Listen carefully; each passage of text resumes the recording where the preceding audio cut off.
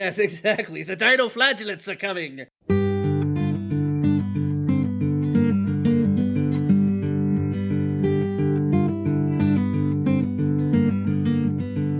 Hello there, and welcome to the If It Swims podcast, the multi-species angling podcast. I am Brett Bolton. Joining me for episode 3 is Justin Wingert. Hey, man. How's it going today? It's going good. This month, we're looking at some angling news. We have an interview with Austin Anderson of CarpPro Texas Guide Service. Then, as always, the fish of the month.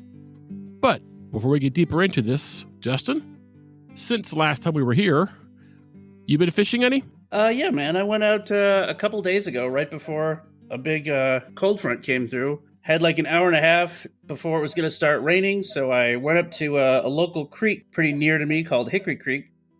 It's a feeder for one of our major lakes. I thought maybe the white bass would be running, but I didn't get any white bass, but I did catch a 10-pound buffalo and about a 3-pound hybrid. So that was pretty fun. The hybrid was really cool because I caught him on a Roadrunner, and it was a sort of a, couple reels, let it drop, couple reels, let it drop, couple reels, let it drop, and then a thump, and I set the hook, and I thought, that's a hybrid. Because as soon as I set the hook, he was already like 16 miles upstream. That's great. I know how much you like hybrids, just because the fight and the hit. They don't mess around, do they? No, they are. I think you're the one who told me that the white bass will slam a lure. A hybrid will get pissed off, back up, and run into it full strength. That was definitely what this one did. I'm convinced hybrids know that they cannot reproduce, and they're angry about it. I'll buy that. This one was definitely pissed off. Yeah, they're fun, Cool. And the buffalo was also on the Roadrunner, or are we fishing bait too? The buffalo was on bait, so I was fishing a Roadrunner while I had bait on the bottom just to see what I would get, and I had a nightcrawler out there, and I was only fishing maybe 10 minutes when something started taking the nightcrawler. It was very typical buffalo. Like, it would pull out a little bit of line and drop, pull out a little bit of line and drop. But I kept throwing my Roadrunner around until finally I realized that it hadn't dropped anymore, and my rod was bent over. Went over there and slammed the hook on him and ended up with about a 10-pound smallmouth buffalo. Nice. Kind of fun because it was the first fish that I caught on a rod that I mentioned a couple episodes ago that I hadn't caught anything on at the time. I finally caught a fish on it as a 10-pound buffalo. So got to test it out pretty well. Performed nicely. That's good. Cool. So myself, you mentioned the white bass. It is spring here. So I went out to a creek in the local area. I participated in the yearly white bass run. Excellent. So I went and walked this creek. I caught a couple dozen white bass on pretty lightweight spinning gear. Nice. I wasn't keeping, so I didn't measure any of them. A few of them were unders, but a couple of them were 12, 14-inch white bass, which is fun, right? Excellent. Yeah. It's no hybrid, but it's fun, right? I did get to sit down, finish my coffee, and watch 2 turkeys run back and forth on the other side of the creek. Which really? That's pretty cool. Yeah, it was pretty nice. I had enough fun on the spinning gear. I went back the next morning with my 0.5 weight fly rod. How'd you do? Well, I caught a couple on that, but microscopic. It is microscopic. You hooked a shad and it broke you off. I do believe that I actually have fly line on one of my fly rods that's larger than this rod.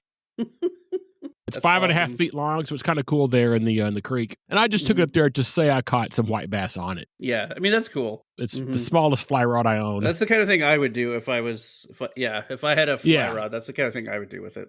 Micro fly rod or whatever. But I did get to spend some time outdoors, which is cool. That's excellent. I mean, that's the point, really. Only reason we do this. Yeah, exactly. Additional point of interest that I forgot to mention a moment ago is I was also fishing by a haunted bridge, which is kind of cool. You're probably familiar with it. The old Alton Bridge? Old Alton Bridge. Yeah. AKA the Goatman's Bridge. Yep. Yeah. And no, I sent you a couple photos. That was the haunted bridge in the background there. Really? I didn't know that. I've been up there, but never fishing.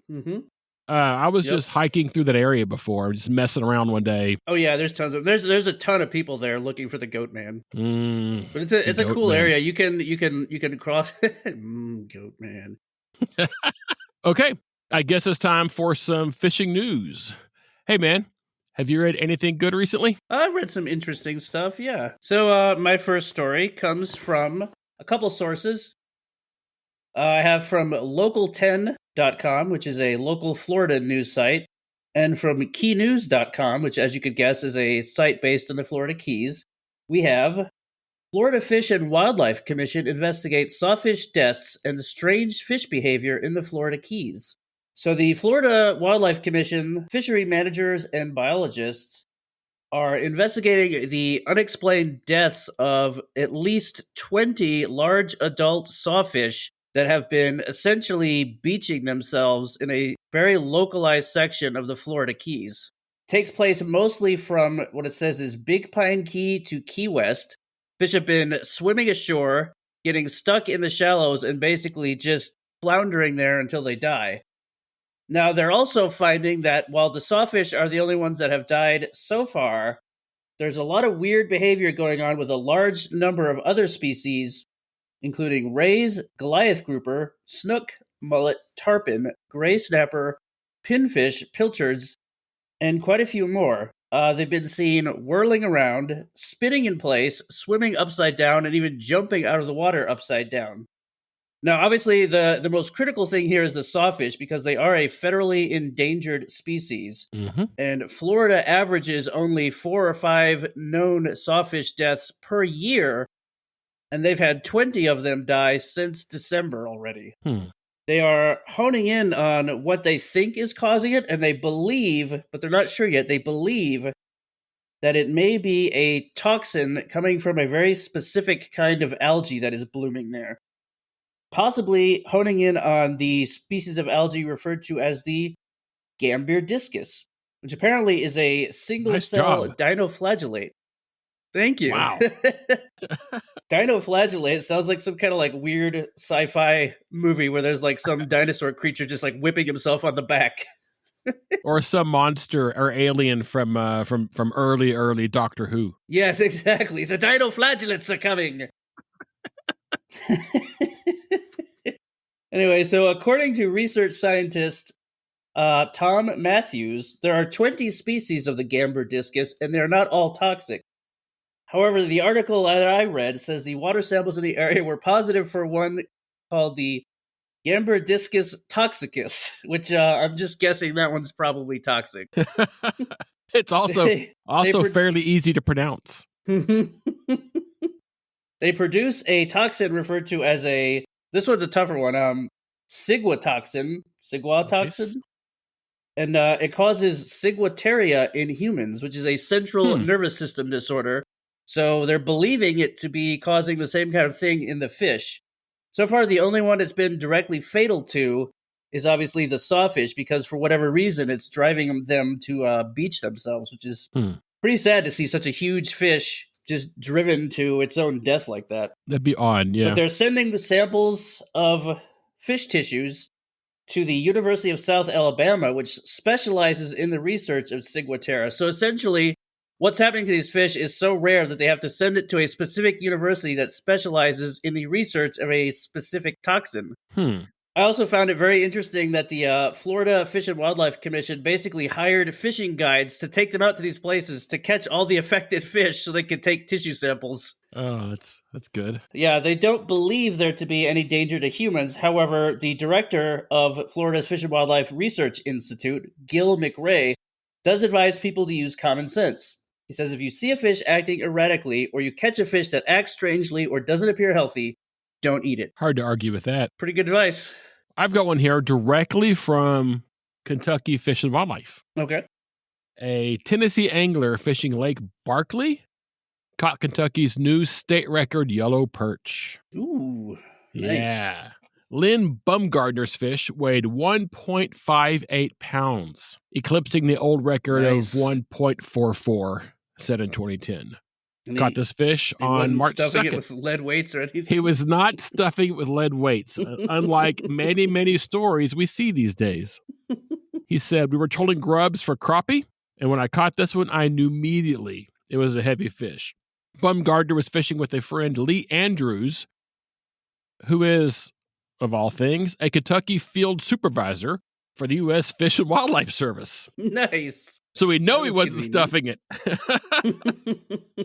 The two were about to head in for the day when the record yellow perch struck.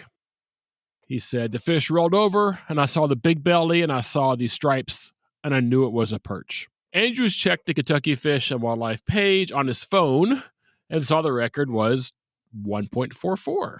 Andrews and Bumgardner continued fishing after catching the yellow perch. Finally, their curiosity got the best of them, and they headed to shore with the fish in the live well. They took it to a food giant grocery store. And real quick, I want to interject.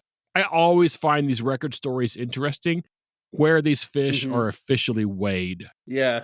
I carry certified scales with me, but these fish end up in weird post offices, grocery stores, all kinds of places to be weighed in. It's always entertaining to read these places. Definitely. The 14.25-inch perch weighed 1.58 pounds. They said they caught one more crappie after catching the perch, and then they realized, we got to get out of here and get this taken care of. So on the story itself, there's a picture of this thing. And, I don't have a lot of experience with true perch, but this thing is a lump. I know you've caught yellows in your life, right? Like it. I have, yeah. I caught a lot of them when I was a kid. Yeah. So you have another? Yeah, let's see. Also, I think if I cut a record, I would take it down to the local Dinoflagellate. Yeah. Oh, man. What a dumb joke, but it feels like the joke that could just keep on giving. Gonna be a long day. So this is a weird story. I saw this one, I was like, oh, I have to bring that one up. I got two sources here from the HuffPost and from abc4.com, which is a Salt Lake City local ABC affiliate. Utah teen facing charges after allegedly taping fish to ATMs. What? Exactly. What?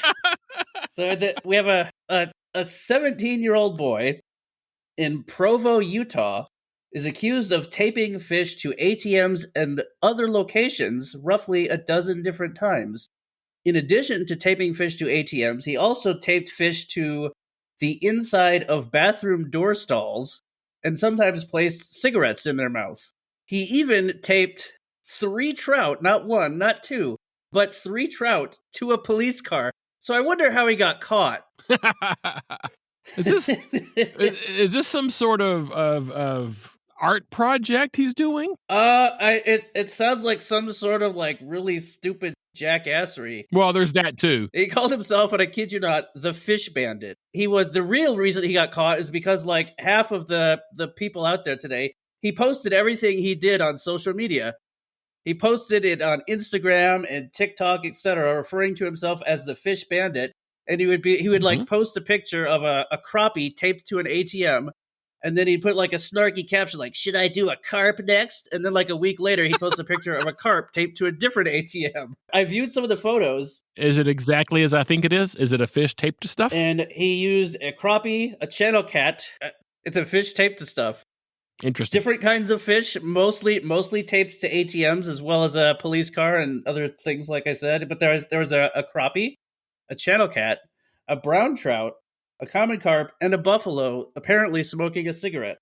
He's now facing 2 charges, perhaps not what you would expect. He's facing 2 charges of property damage. And despite the fact that a lot of the fish used are game fish, I didn't see anything about him being charged with any kind of a wildlife violation. And I'm guessing it might just be because, like, the Utah Division of Wildlife Resources just doesn't have the time to go out and prove that this kid illegally caught a crappie and taped it to a machine when the police could just be like, look, we got stuff we can just charge him with right now. Right. Otherwise, I have no idea why they wouldn't be like charging him for all the game fish that he killed and taped to machines. I'm sure Utah has wanton waste laws, right? Exactly. There's got to be other stuff they could charge him with, I'm sure. I also found it kind of amusing that officials did state they did not know where he got the fish from. That was my next question. Yeah, I'm sure that makes it harder as well to charge him with some of the wildlife-related laws when they can't prove where he got it from. Sure. For all he could say, oh, as my friend had it in his freezer or whatever, which I'm sure was not the case with all those different species. Right. But what a weird ass thing to just be like, hey guys, I'm gonna go tape a fish to an ATM today. Cool, man, let's do it. It's almost like a weird performance art with fish. The next question is, does tape stick to fish? Apparently it does if you use the right kind of tape. I'm sure he had to like wipe him down really well first to get him dried off and then tape him to it. But almost all of them, there's just like a cross of duct tape with a fish like holding it against an ATM. That is the strangest thing really, really weird I've ever heard. That's crazy. Yeah, I saw that. And I was like, I know why you brought it. Bring that one up. I gotta bring that. Yeah, exactly. You gotta tape in fish to stuff. A guy taping fish to stuff. Crazy. I like it. Well, I don't like it. I don't like it, but I like the fact that you brought it. I like the story. I hate that he's doing it, but I like that we're talking about it. It's going to be a long time before it gets stranger than that on here, isn't it? Yep. All right. He's lucky they don't sentence him to an evening with the Dinoflagellates. I knew it was coming. You knew it was coming? Yeah, you knew it was. Yep. Awesome. So I've got another one here, directly from a state's DNR. Alrighty. This time, Minnesota. Mm-hmm. And here we go. Okay. Minnesota's DNR says they have outlined a long list of research needed to gather basic information about 23 fish species long labeled as rough fish in state law. They say, interesting. We're going to pay more attention to some of these species that maybe we've not paid attention to historically, says Fisheries Populations Monitoring and Regulations Manager Shannon Fisher. In a report to lawmakers, the agency recommends... An appropriate name. Fisher, I agree. Mm-hmm. In the report to lawmakers, the agency recommends changing the definition from rough fish to native rough fish and removing invasive species from the same definition. Interesting. The agency is asking lawmakers for an expedited rulemaking authority to place bag limits on species they think might need protection. I like it. You're going to like it more in a minute. The DNR has little data on most of these species, making management decisions more of a challenge. We will try to base it on what we feel the science says. Look at the dedication we've had to managing species like walleye and bass and northern pike. Decades worth of data collection, and we're still tweaking our management on those species all the time, says Fisher. So this will take some time, but I think this report definitely helps lay out and gives us the kind of roadmap to move forward. The report also proposes the state consider changing the definition of wanton waste to include these fish species. Goes on to say, Fisher said the report on native rough fish is only the first step towards improving management and protection of species long considered disposable. There will also be more education materials available. Fisher says for years, anglers have asked for help to identify many of these species. It's clear to scientists that these fish play a role in the ecosystem, and there's a growing interest in recognizing their place in the environment. So, personally, this is fantastic news. Part of the If It Swims mission is respect for all species of fish. I hope this goes over well there, and I hope that other states follow suit. Yeah, I like the sound of that a lot. I'm all for it. Yeah. Let's go Minnesota. All right, cool. Yep. This month, we've got something special.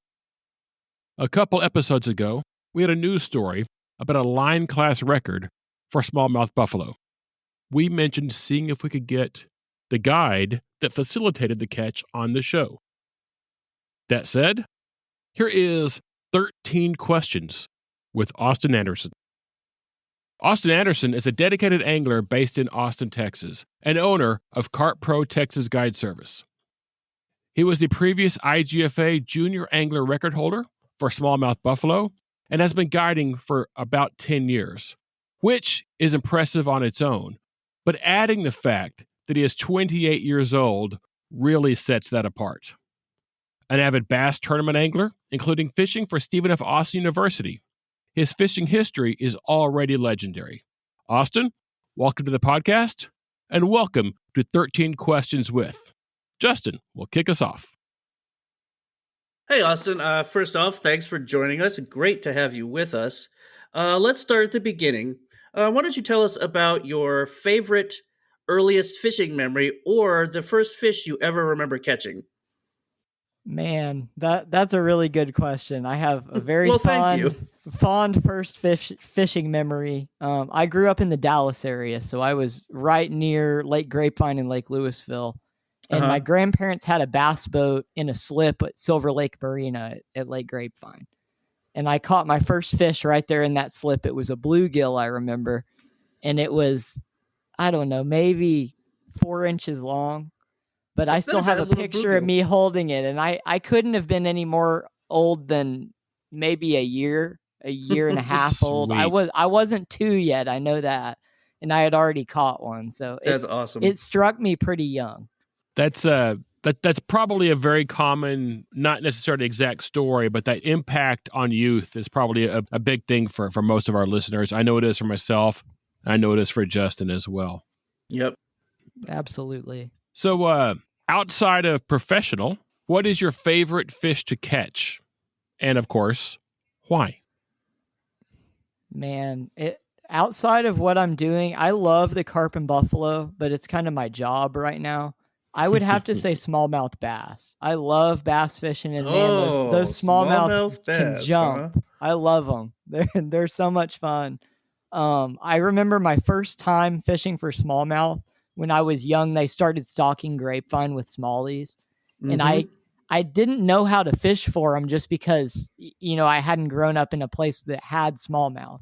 Right. And I remember when I first learned and caught that first one and saw it jump 3 foot in the air, I was like, yeah, this is my new favorite fish, hands down. And it still is to this day. That's cool. So I don't think you're alone there amongst us. No, yeah, for sure. Smallmouth are one of my all-time favorite fish to catch as well. When I was a kid, they were absolutely hands down my favorite fish to target and catch whenever we could get them. As I got older, I think carp surpassed that, but that's mostly just because of the size that carp get to. But smallmouth remain one of my very favorite fish to catch. Yes, I went out with Bret fishing grapevine last year from his boat, fishing the riprap along the dam, and I caught 2 little smallmouth out there, and I was like overjoyed. Yeah, they're a blast. I don't care what size they are. Right, they were. In fact, one of them, I was like, dude, I think this is a smallmouth. And he's like, no, it isn't. And I brought it to the boat, and I go, Smalley. Yeah, I was probably obnoxious about it because I was so happy. It was cool. So moving on then, Austin, do you have a bucket list fish, something you've always wanted to catch but have not caught it yet? There's a few. Most of them are exotic. Like I want to catch a Wells catfish. I want to catch an arapaima.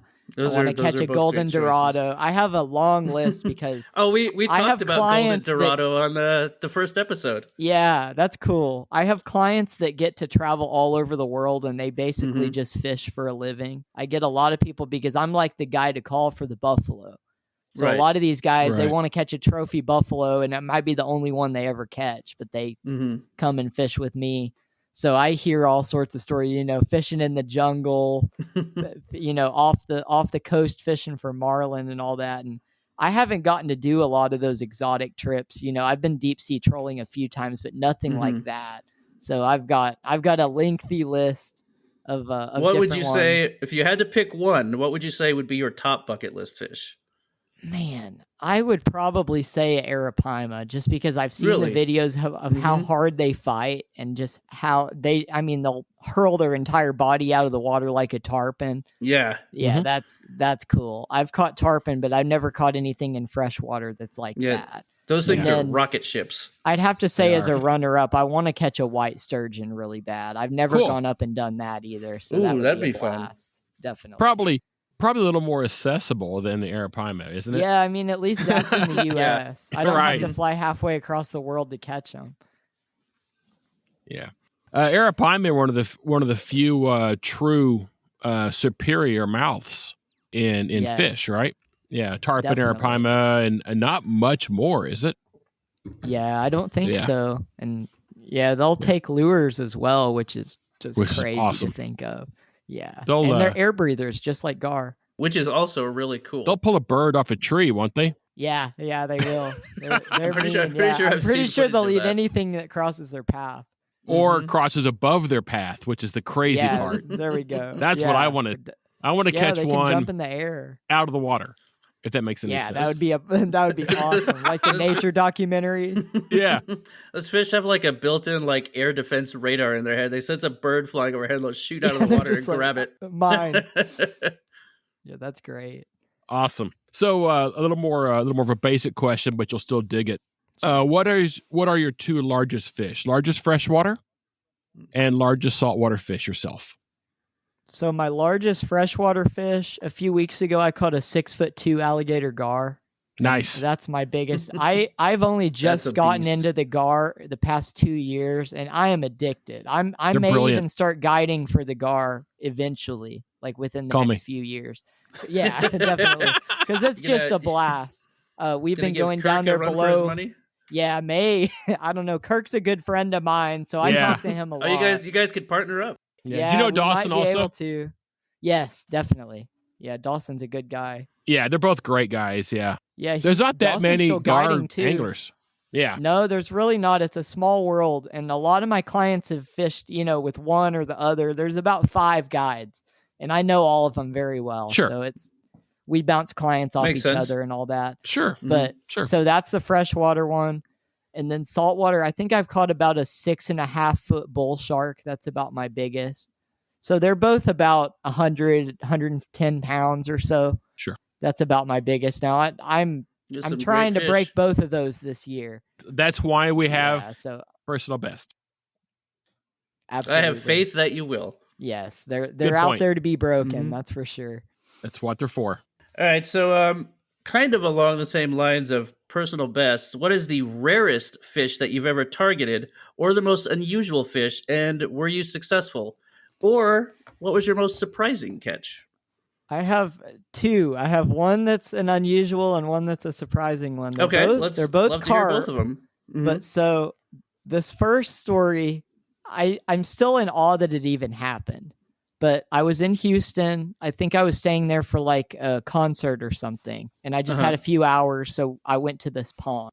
Times like that often lead to really impressive or surprising catches. Exactly. It's just a perfect setup for that kind of story. And I go there, and I remember I'm walking around bass fishing, and I see this like traffic cone orange koi. Oh. And it is like, it's like so bright in the water that it has like a glow around it. Awesome. And I saw it, and I was just like, I'm going to catch that fish before I leave. And I was watching it, and I noticed that it was traveling the bank in this certain path. And I was just like, this is a perfect setup. I know exactly where it's going to go. So I went back to my truck. I got one carp rod, just put my hook bait on and a little bit of pack bait right around the hook bait, and dropped it right in his path. And sure enough, he ate it. And the rush of seeing that run and actually seeing the orange koi like running out into the pond was crazy. And then to make it even crazier, at that moment I realized, oh my God, it's a linear mirror koi. Oh. And it was about 22 pounds. Wow. So that was the tensest fight, having to like know that, oh my God, that thing's on my line. And so I got it in.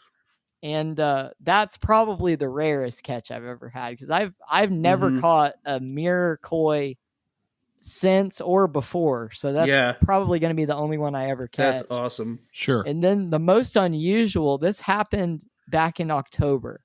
This was probably the most unusual fishing catch that will ever happen in my life.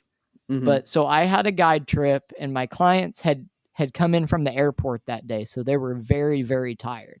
And they basically told me, when we close the door of these tents, we're not getting up. Like, if a rod goes off, it's all you.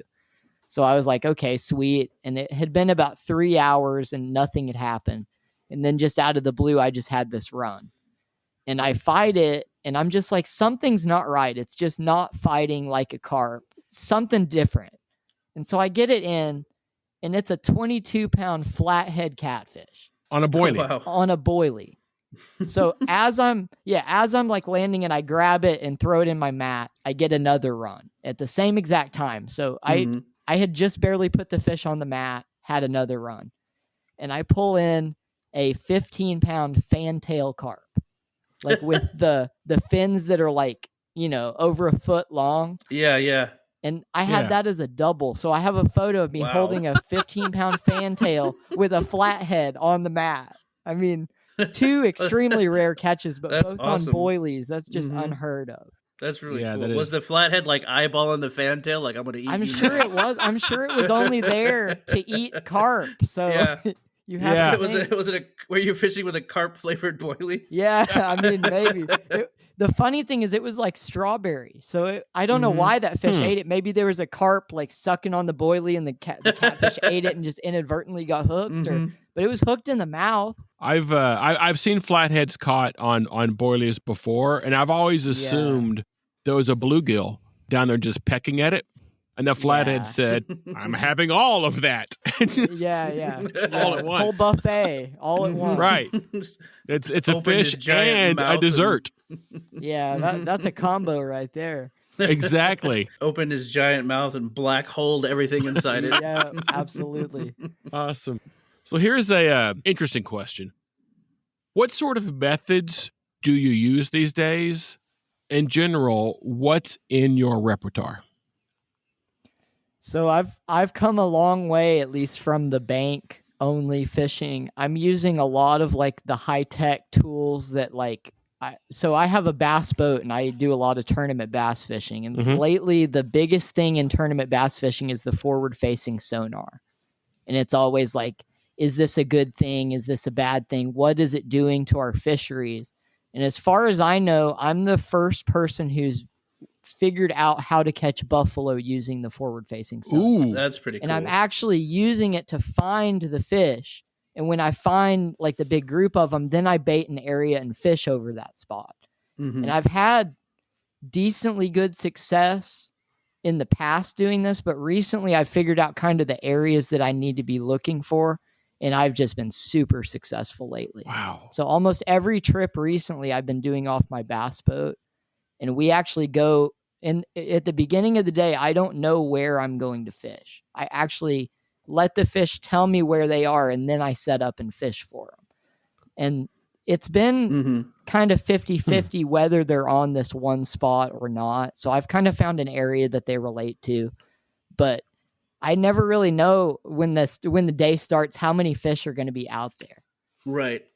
That's so I'm using that a lot. Yeah, it's wild. It's definitely like the 22nd century of fishing. I was gonna say, so you're almost, instead of like traditional carp and buffalo fishing where you just pick a spot and try to bring them in, you're almost doing it bass fishing style where you're seeking out the fish. Yeah, I'm trying to find out where the fish are naturally, and then I'm trying to make them eat my bait off of that same spot. Yeah, or even a combination of the two. You're getting in, you're seeing them and then baiting them to a spot from there. That is That's next level, really dude. Yeah, definitely. So I'm using the forward facing sonar a lot. I have the Garmin Live Scope. I've had it for about 4 years now, so I've gotten really dialed on how to use it, at least for the bass and for the carp and the buffalo. I haven't been able to almost like fly fish for them, like dap them in the face and catch them with it. But it helps me so much for finding the areas where they are that I don't really have to do that. I can just kind of go to the bank and cast that direction and know. Now I'm using my side scan and my down scan a lot as well, just to find the areas. But I've noticed with that, you can't really see them when they're up off the bottom. And something I've learned with the forward facing sonar is these buffaloes spend way more time up off the bottom than they do actually down on the bottom. Really? So a lot of the day, when we're blanking, we're not catching anything. So we're just sitting there, watching motionless indicators. Right. There's fish out there and they're everywhere. They're just about 4 foot or 5 foot up off the bottom. And I see this time and time again. It'll be hours with no action. And then you'll just suddenly, it's like a light switch turns on and they just all feed. And it's because they're up in the water and they just all went down. Some weather condition or something causes them to go down and then they start eating. That's really cool. Can you pull them down with bait? Some days I can, some days I can't. It's really, to me, I think it's the depth of the water. You have to find where they're most comfortable and where they want to be. So like sometimes I'll have to bring the bait in closer to where I kind of intercept them at that depth. And some days I'm just baiting past them until they're finally like, what's that? And they go down there. So a little bit of both, honestly. But like lately, these fish went in and spawned, and I'm hitting them as they're coming back out from spawning. And then there's also fish moving in to spawn. So I'm kind of at that crossroads of fish that are, moving through either one way or the other. Mm-hmm. So I've been very successful lately just because I kind of know where they're going to go. Now, I don't know how long that's going to last, but I'm going to go out and find them wherever they go when they leave there. Yeah, I mean, it sounds like whenever they leave, wherever they go, you are already set up to find them again and Absolutely. get on them. More so than anybody else, it seems, for sure. Yeah, at least at the moment. I'm sure I won't be the only one for long, but I mean, none of these carpers really even have boats, so I'm right. I think that gives you a unique right advantage over a lot of other carp anglers. Absolutely, yeah, and I mean, people can book with me and go places that they wouldn't be able to fish normally. Part of our questions, but you're right. Your history in bass angling and fishing for carp and buffalo really bridges a gap in angling. Definitely. And with our podcast here, it kind of fits exactly what we're talking about here. It covers it really does. multiple species at once, and as we say, the knowledge to target any fish you come across. Definitely. Yeah, you're really on the forefront of that. Yes, you guys saw it, but I mean, I've been in that multi-species game since, way, way, way back before I started carp fishing. So I'm at the stage now where I'm taking little bits and pieces from every kind of fishing to suit whatever my needs are. Which is the best way to do it. Absolutely. Which is why we're doing this. Exactly. Fish. Yes. There's knowledge for any species that translates to others as well. At least techniques or methods or technology or whatever, it translates and it makes us better across the board, right? Yes, Spot absolutely. On. All right, so this next question, it may verge a bit on the answers you just gave us, but tell us about the Buffalo Battleship. Oh, yes, I got to. So I've got a 21-foot Phoenix bass boat that is pretty much become my office lately. When I bought the boat, I never expected to be carp and buffalo fishing off it. Mm-hmm. But I did. I had a nitro bass boat that was my grandpa's for many, many years. That was what I learned to fish in. And last year, it just got to the point where it was breaking down too much. Things were breaking. It was everything that broke was taking 2 months of my time. I was off the water for 2 months, So I finally realized I just have to get a new boat. So I picked up that 21-foot Phoenix, and it's got Humminbird electronics on it, and then I have one Garmin for the live scope. Nice. And man, that has been the absolute game changer for catching these buffalo. Because we're able to go to the places where other people aren't fishing, but also the places where these fish kind of want to be. And then we can set up and fish for the day. I put my rod pod off the back. I have my shallow water anchors that I just put down, and it holds me right there in place. And then I just fish normally like you would off the bank. I'm using the pack bait and the hair rigs and everything from the carp fishing, but I'm using the boat to go and not only find them, but bait them in. And sometimes I'm going 2-3 days in a row baiting them in. Mm-hmm. But I think the most important part is just being able to look for them, and be able to know from bass fishing, like this is too big to be a bass. It's got to be a buffalo or a carp. And then I can kind of know, okay, there's fish here, there's fish here, there's fish here. I'm going to stop the boat, look on the scope, and then it's usually there's a bunch more than you would normally see. Right. Like you're seeing the fish that are down on the bottom on the side scan. Mm-hmm. But the fish that are up maybe 2, 3, 4 foot off the bottom, you're not seeing at all. So you really get that full picture when you have both.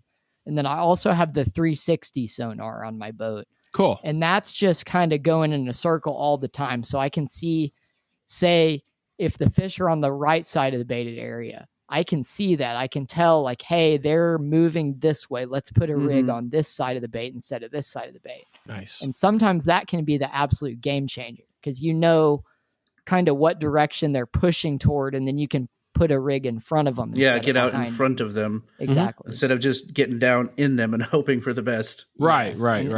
It proves some challenges, like obviously you can't spread out as much on a boat as you can on the bank. Right. And like I have a bass boat, so it's not like a center console. You can't walk all the way around it. Yeah, so Sure. There's some shuffling and some tight spaces sometimes, and I have to ask my clients to move to open boxes sometimes.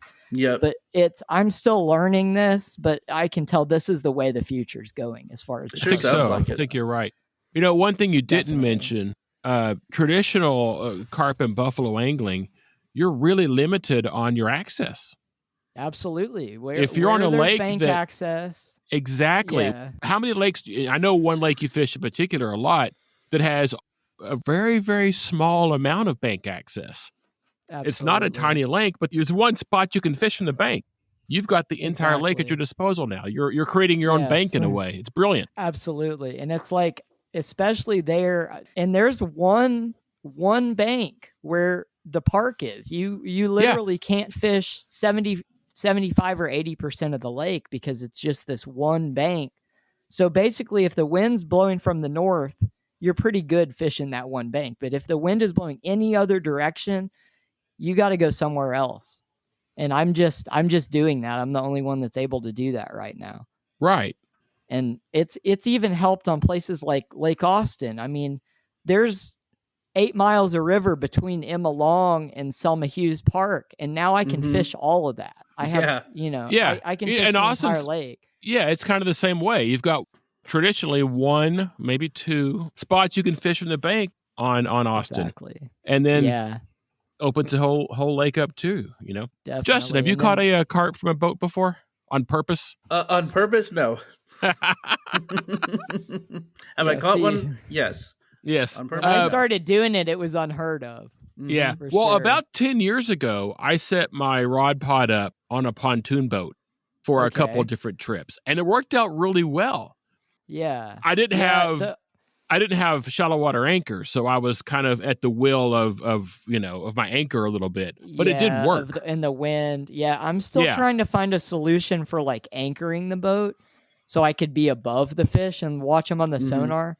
The only solution I've found for that so far is just tying up to a bridge. And that's what I've been doing on this one lake. I fish Lake LBJ quite a bit. And I just tie up to a bridge and put the rod pod on the front deck, and then I can actually watch on the sonar when the fish come through. Interesting. And I would really like to figure out how to do that at Decker. It's just getting the anchor set up perfect where the boat doesn't move too much for the rod pod. Because if you're using traditional, rigs, movement's not your friend. No, it's not. No, not at all. You're going to be driven nuts by the beeping. So one thing I do is I take my swingers and I put them on the back side of the alarms. It looks kind of dumb, but it actually takes the boat movement and prevents the alarms from beeping. Interesting. Unless there's a fish. Yeah. So I only do that on the boat, but it works great. But also, if the buffalo are just kind of playing with your bait, you have to really be watching those indicators because it's not going to beep. Yeah. So when we call it buffaloing. Yes. Yeah. When buffalo do their buffalo things and no one really knows what they're doing down there when they're doing that because no one has like video footage of a buffalo picking a rig up. I've got theories of what they're doing. Set up next. Some cams. I'm working on it. Okay. Excellent. So, so lately I had a friend of mine make me an underwater camera mount that I can actually screw a GoPro on and drop it. Nice. Yeah. And I've been filming a lot. My problem lately has been water clarity. Yeah. It's really hard to find a spot below 10 foot. It's just so dark in most of our waters. I really need to like wait till Lake Austin gets super clear or wait till Lady Bird gets super clear and try to go out there. Because like East Texas, I've learned is just off the table as far as underwater filming. If the fish is like a foot from the camera, you can see them. But if they're any further away, you just see a big shadow go by. You don't really see any detail. And if your camera's too close to the bait, you're going to spook them off anyway. Absolutely. But I had definitely, I had some friends of mine come with a really expensive underwater camera rig. They had one of those Insta360 cameras. I'm not sure if you guys have seen those. I use one for fishing. Yeah, they're great. Yeah, this guy had the one that faces. It has the 360-degree field of view, so it has two cameras and they point opposite directions. And we got some footage at Fork of these buffalo swimming from one side of the camera to the other, and you could see the fish like come Wow. around, and it would splice the image together, and you could see them go all the way around. It does a great job really of cool. it, yeah. That's not out yet. Their movie that they filmed with me is not out yet, but whenever that drops, there's a lot of underwater footage in that. Yeah, I'm looking forward to seeing that. That sounds really cool. And I've been trying to get the setup right for myself, and I've realized I just got to buy one of those cameras. Because I can only do so much with a GoPro, but I'm running into the same GoPro problems everybody has: overheating, battery issues, water intrusion. And sometimes it just doesn't film. Like you'll drop it and it'll be down there for 45 minutes and it was never on. Yeah, it's a great device, but it's definitely not perfect. Absolutely. Our next question is really right in line with this. So, and because of the current views of front facing, because it's a big thing these days, right? So what are your thoughts about the current technology in angling? But more importantly, what do you see coming in the future? Ooh, that's a good one. I have a lot of ideas for that. So at least with what we've got right now, it's a really, really influential tool for catching these fish. I mean, it's changed the entire tournament fishing world on its head, because all these guys that have learned these techniques and they've been fishing the same way for 40, 50 years, you know, they've been touring, they've been winning money doing this. Now they're suddenly learning that what they're doing is not enough.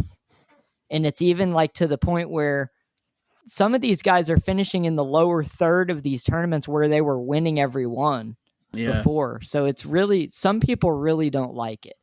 I'm in an interesting situation because I really like to use it, but also I really like to fish like from the bank, from a kayak, and I don't use it when I'm doing that. So I'm kind of 50-50 with how I, at least in my bass angling, how I use it. Now, things like telling you what water depth is directly below you and in front of you and how the slope of the bottom looks, things like that, things like you can see the thermocline on the screen and you can see where it's higher or lower in a certain spot. That's pretty cool. You know, you can see the depth of the water the fish are at. So you can see like, hey, they're 40 foot off the bottom and five foot under the surface today, which I see quite a bit. And those fish would have been completely off limits. Like there would have been no targeting them unless you just like throw a weightless fluke out and just work it really fast all day. But your success rate would be super low. So it definitely improves your success rate. But also what I always say when people are against the technology is the technology shows you how many fish are in the lake, but it definitely doesn't show you how to catch them. Yeah, you got to have that knowledge in your brain of how to catch the fish. So it's really, you know, it's a tool. It's not going to be like you put the thing on your boat and you're automatically loading the boat with fish every single time. But it's like, you know, it's going to change the habits of how the fish act because there's so many people doing it now. Like in these tournaments I fish, most of them 250, 300 boats, and every single one of them has got at least one live scope. Some of them have 2 and 3 now. And they have, so the live scope, there's 3 different modes. There's a forward mode, which faces straight in front of the boat. And I have mine on my trolling motor, so I can pan it kind of wherever direction I want. A lot of people will also put it on a pole, so you can pan it that way by hand. But then there's a down mode, which goes straight down. Mostly ice fishermen use that Makes sense. mode. And then there's perspective mode, which perspective is very similar to the 360, but it's live. So the perspective looks, it's kind of like a 45-degree cone, but it looks at anything in front of you and it will put a live picture. So like if you see a dock that's submerged under the water, like a sunken dock, you'll see every corner on the dock. You'll see there's a fish sitting on the third post on the right. I mean, it really tells you the entire picture of what's going on. When I first put it on my boat, they would be crazy. When I first put it on my boat, I remember going and fishing a green light, and you could see the fish chasing a bait ball from one side of the light to the other, and then you'd see them come back. And they were never in one spot for longer than about 5 seconds. They were just moving the whole time. I just sat there watching them. Awesome. I never made a cast. It was just so cool.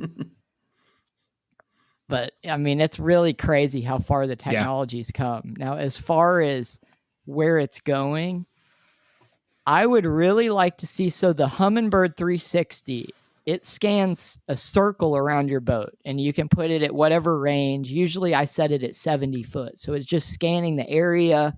It's kind of like shining a flashlight around in a circle. Yeah. Anything that's in the flashlight beam is going to show up on the screen. Now, it takes about 10 seconds to make a full rotation. When they have that where it's live, when it's looking every direction at once, that's going to be just insane. And we all know that's coming. That's going to be amazing. Almost any minute, it feels like it's coming, right? Exactly. Well, the saltwater guys have already got that. They call it Omni sonar. I've seen it. And the units are super expensive. Yeah. I mean, you're talking like $150,000 for a sonar setup. But they can see fish that are like over a mile away. And they're looking, they're like, oh, here's the billfish. They're over here. And you just drive the boat over them and troller rods take off. When they have that for freshwater, that's going to be really something. That's cool. And then also another thing is, I'm sure you guys have seen all the articles about the VR glasses with the live scope lately. It's fun. I know that was a news story last week. That's going to be awesome if they get that technology down to where it's actually in your sunglasses and you're just looking and you can see the fish. Yeah. Now, it's like overlaid over the water. That's going to be wild. Be really cool. But also, I'm sure there's going to be a point where the pressure is just going to make the fishing different. I'm not going to say it's going to make it harder or easier. It's just going to make the fish's habits change. Yeah, it eventually is going to reach a point where if everyone is using technology like that, it is going to cause a fundamental change in the fish behavior. Yeah, I've noticed recently, especially at these lakes where there's a lot of angling pressure. Like Rayburn is a good example because there's a tournament at Rayburn like 300 plus days a year. And out there, some of these fish, we're having to chase them. Like literally looking at a fish on the screen, chasing them over 100 yards, casting. And finally we'll get a spot where the fish just acts totally different and eats the bait. Wow. We caught her. I wouldn't say that happens every time, but I'm sure that's going to become harder and harder and harder to do. Interesting. But also, the bank where we used to fish 5 years ago, 6 years ago, flipping bushes and all that, that's probably the least pressured water in the lake. Oh, yeah. Yeah. Because these fish, the sonar, sonar is sound. Those fish can hear that. Yep. They're not just blind to the fact that you're panning this crazy sonar around. They can hear it. So they're like, I've noticed lately these fish are getting what we call scope shy. Interesting. Where you'll shine the scope on them and they'll immediately scatter, dive to the bottom. Because if a fish these jerks again. Well, they know if a fish is really close to the bottom, with this technology, it's still hard to tell if the fish is a fish or it's just a rock on the bottom. So unless you see them like go down and stay there, it's pretty much disappears.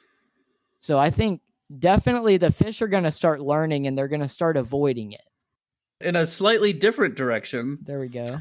What is the dumbest thing you've ever done on the water? Or what is your funniest fishing story? Or both. I have a couple of really good ones. Yeah, or both. Yeah, we'd love to hear all of them. The dumbest thing I've ever done on the water, this is a good one, but I didn't know it was dumb at the time, but afterward it became very, very dumb in about a 5-minute span. So I fished in college. I know we touched on that before. I fished for SFA. And they have consistently one of the best college teams in the country. So I fished against some of the best anglers in the country, but also SFA just does very well in their tournaments. So I was able to get to the national championship my last year of college. I spent a long time in college. I fished way too much. And I got to I was about to graduate. I was probably a year from graduating. And I took a year off. And in my year off, I basically figured out I just wanted to go back to school and fish another year. So in my last year of college, I made the national championship. And I was practicing for that event. It was on Fort Gibson Lake in Oklahoma. And I had practiced for 3 days. This was our last full official day of practice. And then we had one more day of practice the next day. But we had a pre-tournament meeting at 4:00 p.m. And I guess it was about 1. and I had to put the boat on the trailer to go to the pre-tournament meeting. So I'm in a creek I've never been in before. And the map, on your Navionics map, it looks clear. It doesn't say where every single stump is. Mm-hmm. Well, I was going about 45 miles an hour back toward the boat ramp in a straight line. I whacked a boulder at 50 miles an hour and knocked my entire lower unit off. Not just the skeg, not just the prop, not just the lower. I knocked everything below the water line off, clean, completely off. And I mean, first of all, I'm 7 hours away from home. There's no mechanics around. It's the day before the tournament. My motor has about $19,000 worth of damage to it. So it's like, it's not something I'm going to recover from. It's going to have to be an insurance claim. It's going to take months.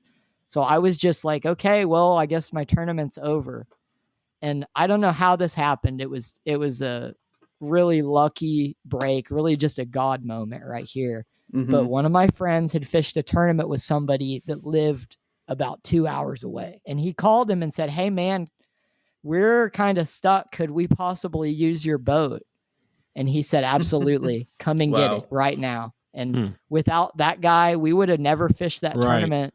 And we ended up, after the second day of the tournament, we were in second place by 1 ounce. Nice. Wow. So we went out on the final day with TV cameras in the boat, and we fished as hard as we could, and we ended up in fourth place. We only weighed 3 fish on the final day.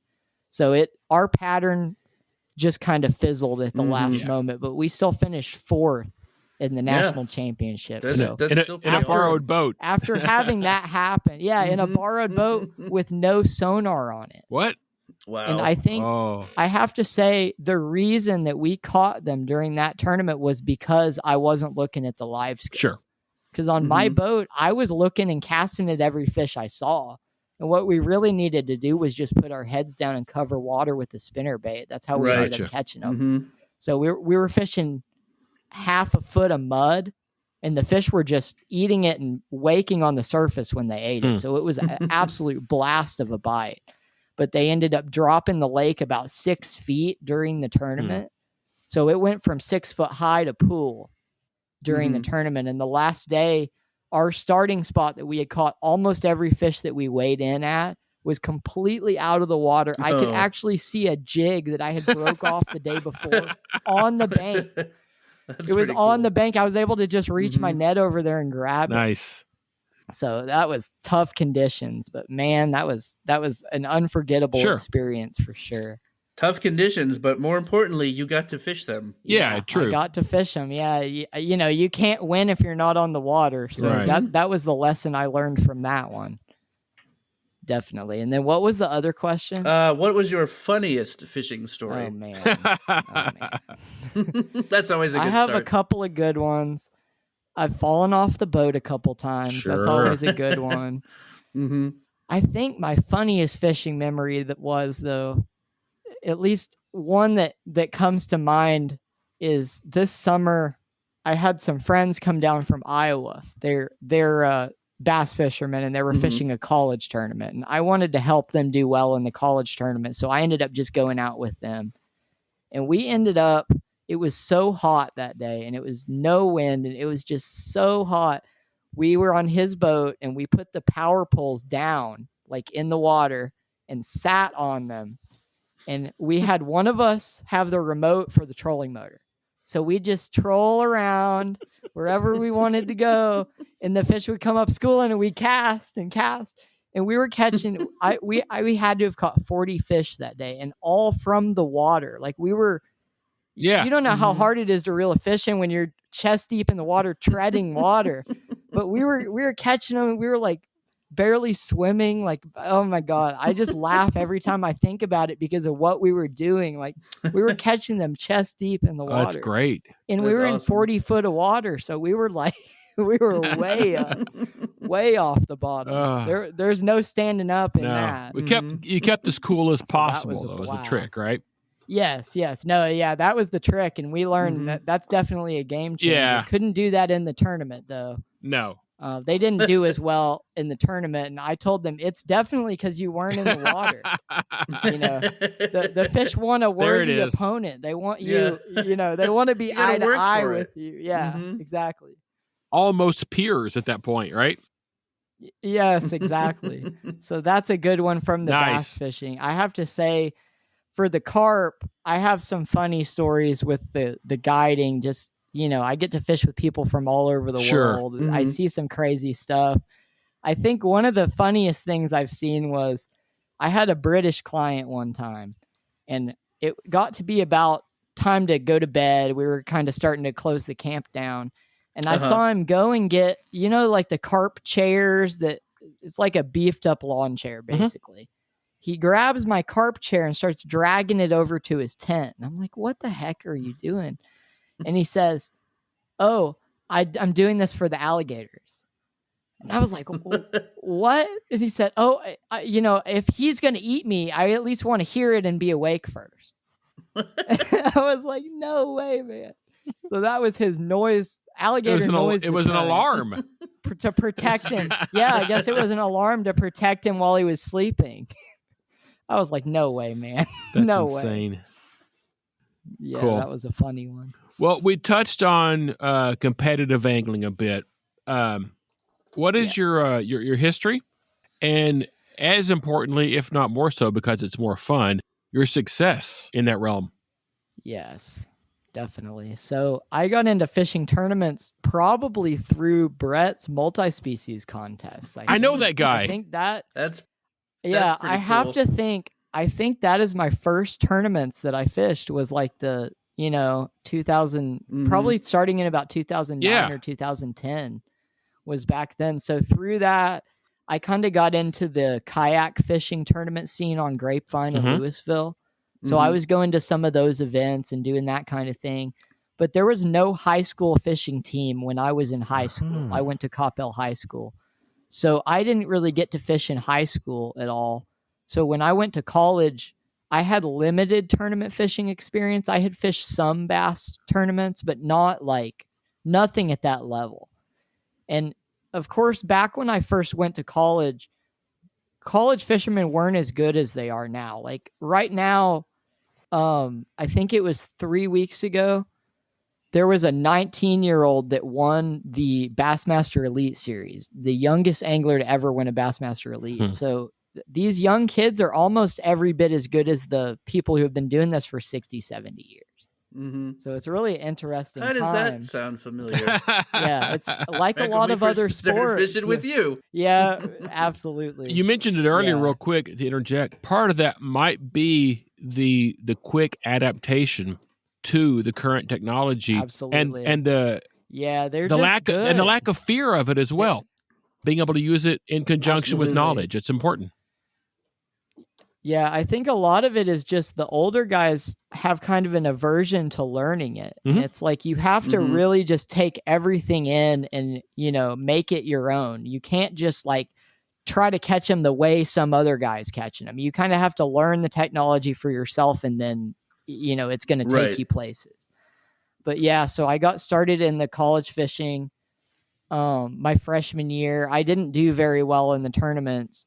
And then I just kind of stumbled onto starting to have some success. And I think a lot of that was learning my local waters. Of course, out there at Lake Sam Rayburn and Toledo Bend, that's as far polar opposite as you can get from DFW. And, I grew up cranking rock banks and fishing the dam on all these lakes.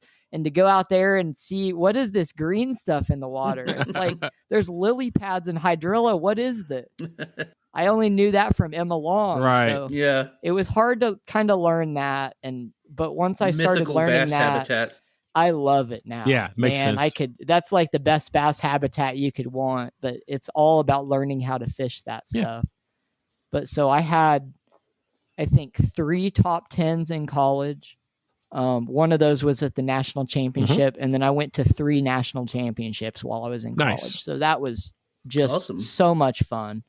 I went to 2 for Major League Fishing. It was FLW for one of them back in the day, but they were bought. And then the other one was ACA, Association of College Anglers. Nice. But those were fun. And then also I get into the carp tournaments as well. And a few of those, I fished the ATC. My best finish in the ATC was 4th. And then we used to have the Lake Fork Carp and Buffalo Challenge. And I've actually won that one time. I won the Big 4 Carp side. And then my other trophy I have over here is the 3rd place Big Buffalo for that Nice tournament. Awesome. So that was some fond memories for me. Definitely it fuels me going into tournament fishing. And then at least since college, I've been fishing the Major League Fishing BFLs, and then I'm fishing some of the Toyota series. Very cool. Next year, I'm planning on fishing all of my region of the Toyota series. Cool. And Excellent. I've done well in some of those. Just this summer, I cashed a check in the BFL. I made about $700 in that. Very nice. So that was fun. It always helps to make a little bit of gas money It back. does. But Definitely. I have some really good friends from the SFA team that I go way, way back with. And some of them are on the Bassmaster Opens right now trying to make the Elite Series. So I have some guys that are extremely good anglers that are just very good friends of mine. I know about 7 different guys on the Opens right now that I competed with against in college. Man, that's just really cool to see. And I would really like to be at that level someday. So that's kind of where I want it to go. I don't see myself guiding for the entire rest of my life. I would like to kind of make it to where I'm doing some guide trips a year, but more tournaments, traveling, different avenues. But I just enjoy it so much. The tournament fishing gives me a buzz that's way different from the guide. It does, Right. yeah. It's like I the can urge imagine. to compete and like the, when you get jacked up after catching one like that, that's a blast. Yeah. Cool. And I always think back to, when I had the TV cameras on the boat, just that Right. feeling of going out and being like, we're 1 ounce out of the lead right now. Like we could win this thing. We could win a new boat right now. The Yeah, thought of that's- doing that, going out is just what fuels me to get in more tournaments. Yeah, that's got to be exhilarating. Sure. Absolutely. So this year I'm not in I was going to do the Toyotas and the BFLs this year, but I just ended up booking so many trips for this spring that I just was like, you know what, I'm going to make a decision and just guide this year. So I'm going to fish a few random BFLs this year, but I'm really loving what I'm doing right now. I didn't want to take time away from some of my best dates to go and fish tournaments in other parts of the country. I really just want to stay here in Austin during the best time and just catch them. And one of those is guaranteed money. Yeah, exactly. Yeah. That's always a plus. Going out there and making but just your entry fee back is definitely not good because you're a couple $100 in the hole before you even make your first cast when you're talking lodging, entry fee for the tournament, tackle, line, ice, boat gas, truck gas. There's a lot of expenses. So it definitely helps to have the money guaranteed at the end of the day and maybe even have a and tip. a tip to too. go on Doesn't top of hurt, that. does it? That's always good. Definitely doesn't hurt. So, in a roundabout way, speaking of how much fun you're having with all that, outside angling, what do you do for fun? Really just fishing. Really? Honestly. Man. I mean, that's a I'm fair getting, answer. really I'm is. getting more into I'm getting into more into photography, not as far as Brett is. I'm not at that level yet, but I'm definitely getting in more into like using my DSLR. I'm into kayaking and hiking. Okay. And pretty much anything outside around here. Nice. There's a lot of good places to hike around where I live here in Austin. So I've gotten really into doing that and just running going walking trails. Right. Most of the trails are actually mountain bike trails. Yep. But that's cool. I don't really enjoy like falling down a mountain. So I'm all for walking them, but I'm not getting on a bike on those Understood. trails. Absolutely not. Understood. But I'm into a lot of that and really just looking for another fishing spot. My entire life revolves around fishing, and it has for pretty much as long as I could remember. I mean, So that sounds like a pretty good way to spend your life for me. Exactly. So if I'm not fishing, I'm either doing something to the boat to go out fishing, or I'm preparing for the next guide trip. So my life is fishing. Yep. Definitely. So similar to the last question, we are anglers, of course, but past that, our next big passion is music. Do you have a favorite song that mentions fishing? And if you don't, what's the first one you can think of that does? Man, so I do. One of my absolute favorite artists is a band called Stick Figure, and they have a song called "Sound of the Sea," and it's about fishing, and I really like that song. So that's probably the first one that comes to mind. It in one of the lyrics of the song, it says, "I'm wishing that I was fishing," and that's always me. Every time I listen to that song, I'm like, "Amen, brother." Perfect. Yeah, that sounds like your theme song. Exactly. Oh, it's perfect. It's great. And the cool thing is, not a song or an artist I know. However, as soon as I'm out of here, cool. I'll be on it. Yeah, we're both going to go look it up. Definitely. I think you'll like them. They're kind of a band that you could put on for anybody and they would like it. It's just kind of chill music that they're nothing vulgar. It's just very nice, concentration study kind of music. Very cool. Yeah. Excellent. For sure. Thank you. So, last question for you. What's up? A whole lot of things, man. Right now I'm kind of putting everything back together because I've been out on the road for the past 2 weeks with the same clients for 2 weeks.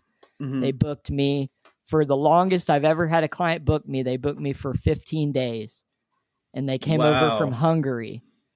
And basically, they got here, I picked them up from the airport, and I organized the entire trip based on them just arriving, and we just went out and did everything. We started at Rayburn, and the original plan was to spend 10 days at Rayburn and then go to another lake based on the weather and what was going on. But Rayburn just ended up being a lot more difficult fishing than we originally anticipated. Right. The lake level has been really up and down lately because the Corps of Engineers is working on the dam. So a few weeks ago, they got a flash flood and the lake filled all the way up from 7 foot low.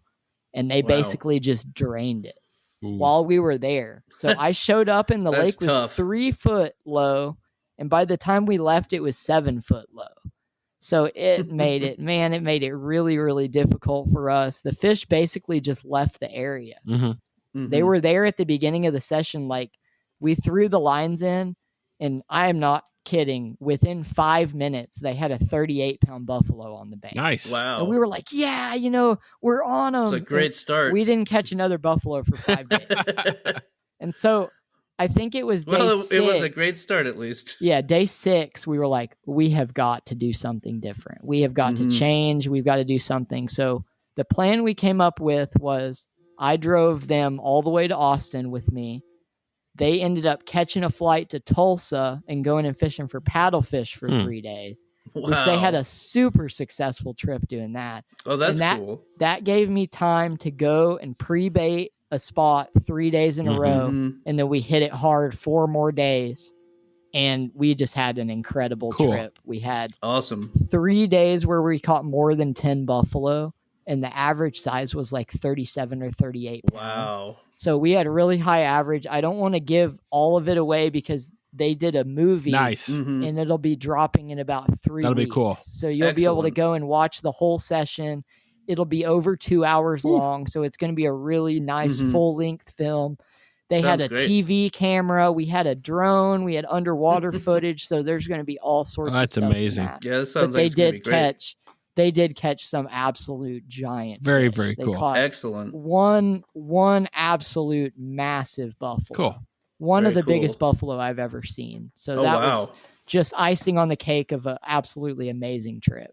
I'll be sure to check that out. That sounds a great time. Definitely. I'm going to be posting a lot within the next couple of days. I suspect. With pictures and stuff like that. I was waiting till they got home because I don't want to spoil every surprise. Sure. Right.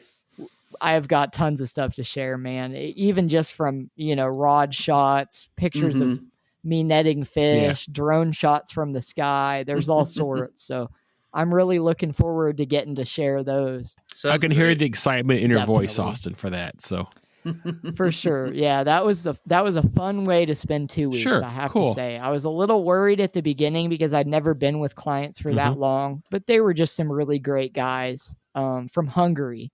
Glad to hear it. To interject there, anglers from Hungary, anglers from DFW, anglers from South Florida. There's a constant mindset anyway that relates, and it's the same anyhow, right? Yes, yeah. Fishermen just get along with each other. It's Yeah, exactly. It's really cool to see having like a connection point with somebody that lives on the other side of the world, completely different life than you have, but this one thing that we both do connects us. I think that's so cool. Yeah, you might not speak the same language in the literal sense, but in a way you do speak the same language. Exactly. Yeah, and I mean, even people who don't speak English, you can kind of motion what you're going to do with fishing and they can understand it. Yeah, exactly. Because they're already doing it. They understand it. Absolutely. Yeah, it's a universal language. Very, very good. Awesome. Hey, Austin, thanks so much for joining us. We look forward to seeing what adventures you have in the future. Awesome. Yeah, man. I really enjoyed talking to y'all. It's been a great time catching up with y'all. I know I haven't seen you guys in years, and it's been awesome to get to chat. All right. Yeah, man. Great talking to you as well. Great catching up. And thanks again for joining us on the interview. Yep. Absolutely, man. Thank you guys for having me on. Of course, man. Absolutely. And now, the fish of the month. You are encouraged to play along. Our fish of the month for April has a range throughout much of the South in the Mississippi River Basin, from the Gulf and Atlantic coast, westward through Texas to the Rio Grande, and northward into the Great Lakes. The world record is 2 pounds, 7 ounces from Holt, Florida in 1985. There are currently 13 recognized species in its genus, and as always, the nicknames. Red eye, goggle eye, red eye brim. You got it? No way, you got it. I might. All right, let's keep going. Stump knocker, limb brim, mud gapper, Morgan, Molly. Morgan? That's just a name. So is Molly. Rock bass. What about Steve? Do they have to call it Steve? Steve is not on the list. If I catch next one I catch, I will call it Steve. Rock bass is a nickname? Yes, I know. You know how this goes. Yeah, I know. Rock bass, weed bass, wood bass, strawberry perch. Strawberry perch. I like that one. Mud bass, open mouth, and mow mouth. Mow mouth. I like mow mouth, actually. I like mow mouth too. That's kind of good. I have a suspicion, but I'm not sure. What's your I was guess? way more sure. Is it a warmouth? It is a warmouth.